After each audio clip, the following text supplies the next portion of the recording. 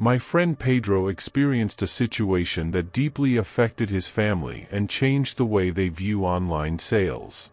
It all began when the family decided to replace their old television with a more modern model.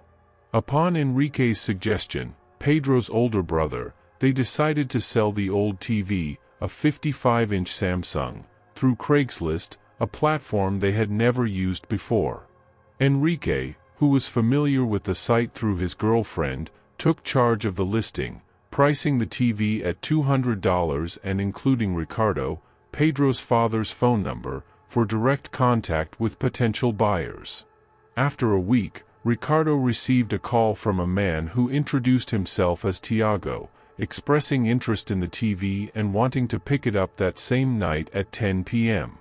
After agreeing to the time and sending his address, a twist occurred. Tiago called back, claiming to be almost out of gas, and suggested they meet at the parking lot of a Circle K gas station, 15 miles away. Ricardo, along with Pedro and Enrique, loaded the TV into the pickup truck and drove to the agreed-upon location. Upon arrival, they found Tiago, a tall, burly man, bald with a goatee, refueling a black Nissan Altima. Tiago quickly argued that, due to the TV's size, it would be better to take it directly to his house, a proposal Ricardo accepted without suspecting the buyer's true intentions. Following Tiago on main roads until they entered a more isolated, poorly maintained road surrounded by trees and potholes, a sense of unease began to grow among them.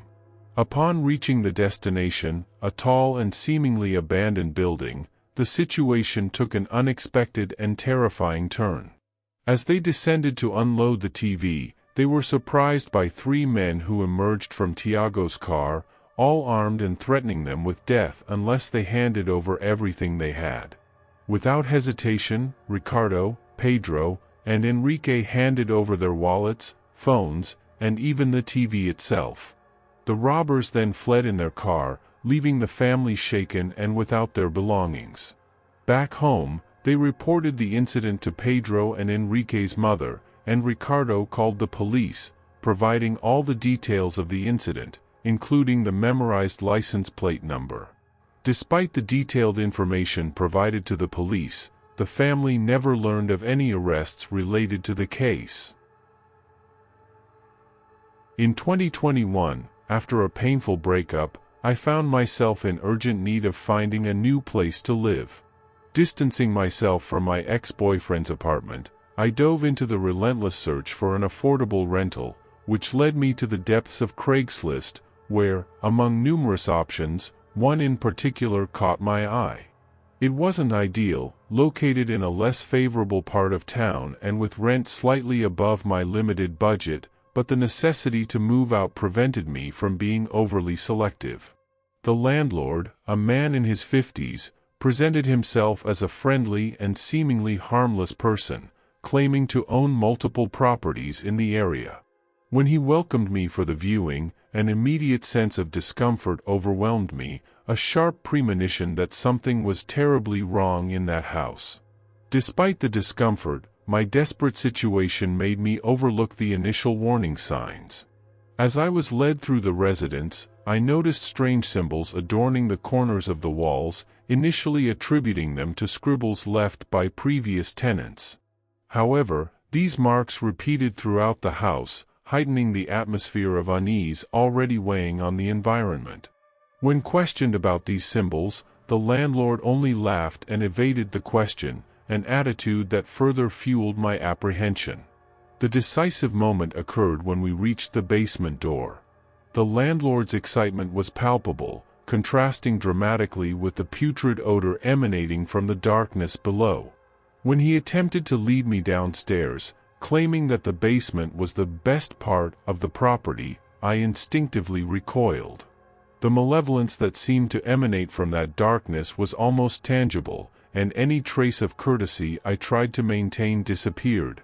Claiming the need to use the bathroom, I seized the opportunity to flee the house and never looked back.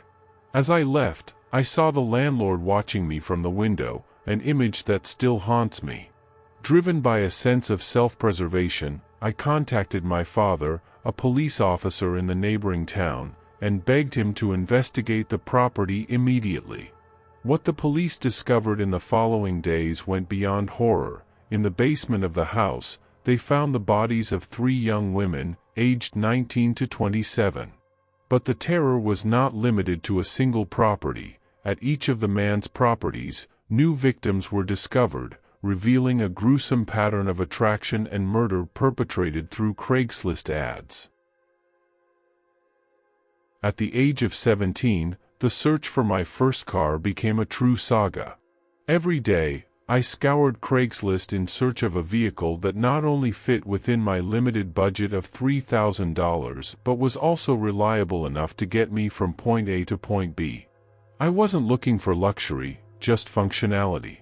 That's when I came across an ad that caught my attention, a 2002 Honda Accord, 2 doors, listed for $2,000 with fewer than 80,000 miles on it. It seemed like too good of an offer to be true. After a brief phone call with the seller, who curiously shared my name, Dan, and seemed quite cordial, despite a strange comment about our shared name, my mother and I scheduled a viewing of the car. It was located a few miles away, in a neighborhood that immediately gave us a bad impression. The streets bore the marks of neglect and abandonment, with houses protected by fences and graffiti covering the underpasses. We hoped the seller's residence would be an exception. Upon arriving at the provided address, we found a narrow entrance between 2 houses, leading to a tight, condo-like community where each resident seemed to compete for space with the neighborhood. And there was the Honda Accord, exactly as described in the ad, waiting in what could be considered a parking space.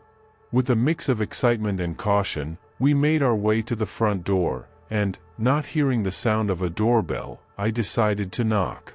We were promptly greeted by a male voice that invited us in, claiming the door was unlocked. My mother's reluctance was palpable, and her maternal intuition quickly signaled that something was not right. Still, driven by the anticipation of finally acquiring my first car, I opened the door. The interior of the house was dimly lit, with little natural light filtering through the scarce windows. The voice, now perceived as deeper than on the phone, guided us further into the residence, insisting that we complete the transaction right there, in his basement. My mother's hesitation quickly turned into action, and we decided to leave the premises. As we distanced ourselves, a neighbor approached us, expressing concern about the man living next door.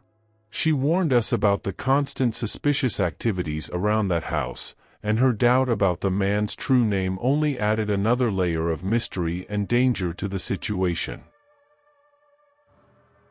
A few years ago, I was in search of a new couch on Craigslist.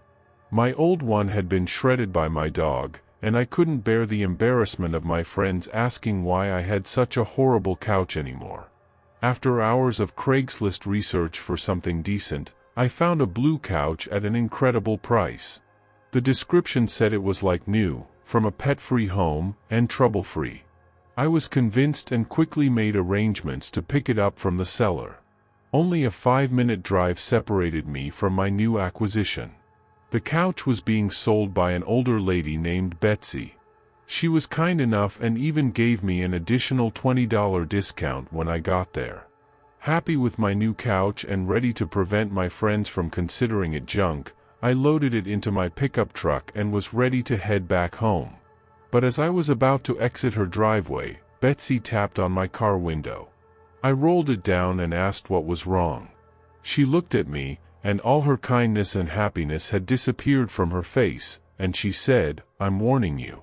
Strange things have been happening with that couch." I laughed nervously. I didn't know if it was some bizarre sales tactic. But in the end, I said everything would be fine and drove out of her garage. That same night, after moving the couch to my living room, I was asleep in my bedroom. I think it was around 2 a.m. when I suddenly woke up.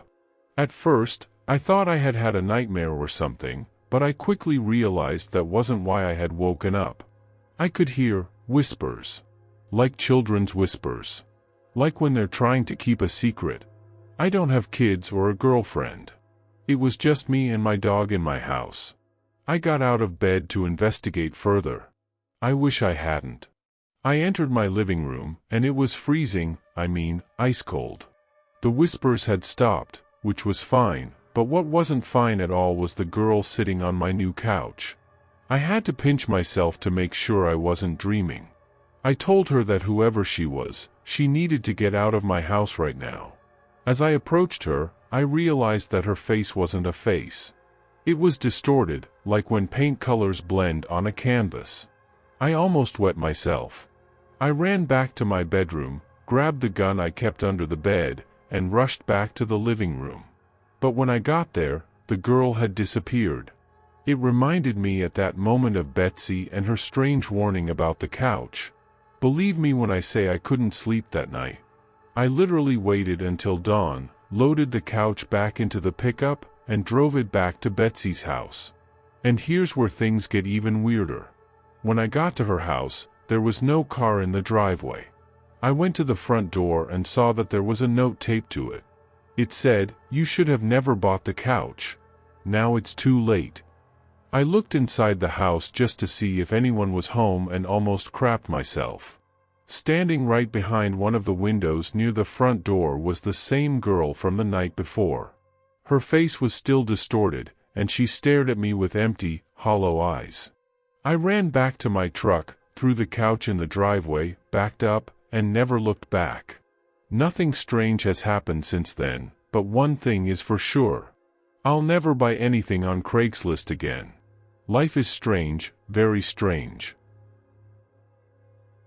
In 2012, when Craigslist was still widely used, I went through an experience that completely changed my perception of personal safety and trust in online sales. My house was invaded and robbed, with 2 televisions, my Xbox 360, my entire game collection, my hockey skates, and some cash taken. Despite reporting the incident to the police and providing a detailed list of stolen items, the investigation didn't progress, and I found myself having to replace everything on my own. I began the search for replacements on Craigslist and found an ad for a 40-inch Panasonic television, identical to what I had, being sold at a very low price. The seller lived in the area, so I decided to visit him that same night to check out the product. What I found was a man living in deplorable conditions, who led me to a room at the back of the house where the television was stored. As I examined the surroundings, reality began to unfold before me. Besides the television, there was another smaller device and an Xbox that unbelievably bore the same markings as the item stolen from my house. I confronted the seller, who initially pretended to be confused and then turned hostile, revealing a gun at his waist. Living in Texas, he likely had a license to carry the weapon, but that didn't diminish the shock and fear of the situation. I left the house immediately and called the police, but without a warrant, the officers could do little that night. Returning home, still digesting the events, the last thing I expected was to be attacked again. But that's exactly what happened. Hearing the sound of a window breaking, I acted on instinct and fled to the neighbor's house, from where I called the police. They arrived quickly, and this time, armed and prepared, they found the same man hiding under my bed, clearly with malicious intent. This man, the same one who had posted the ad on Craigslist, was arrested and later convicted of home invasion with the intent to commit murder.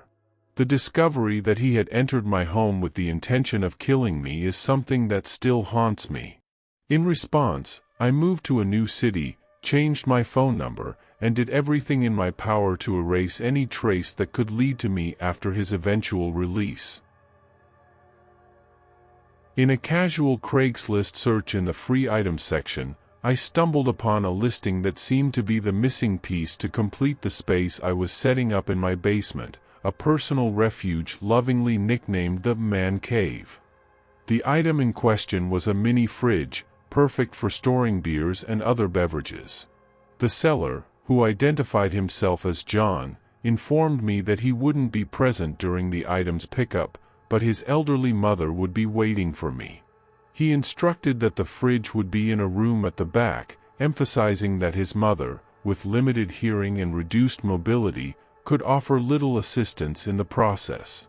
The address led to a lakeside property, accessible via a long dirt path. The site of the house, perched on the cliff with the sunset in the background, was breathtaking. After admiring the scenery, I followed John's instructions, entering the residence with the door slightly ajar. The interior brought a mix of nostalgia and discomfort.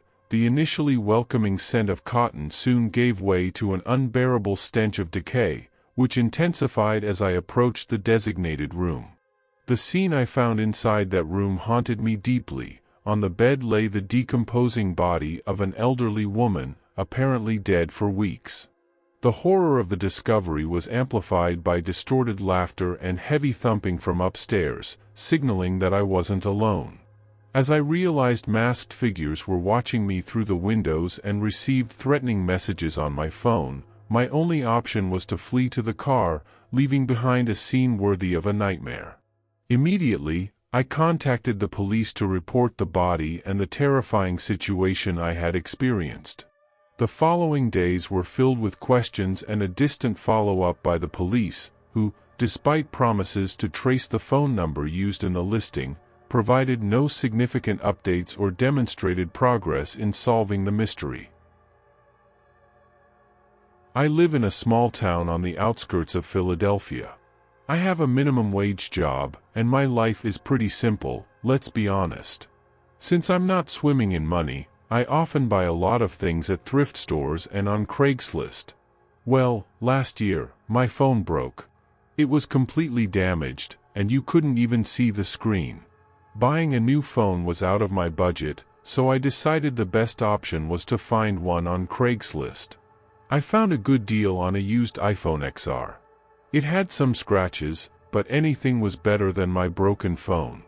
The seller and I agreed to meet at a specific time and location. I chose to meet at the local police station, just in case something went wrong. The transaction went smoothly. I handed over the money, and he gave me the phone. Easy, right? However, as soon as I got home and put my SIM card in the phone, things started getting very strange. I began receiving weird messages from numbers saying, "The job is done, pay me in cryptocurrency." I started blocking all of these messages. There were literally over 30 messages.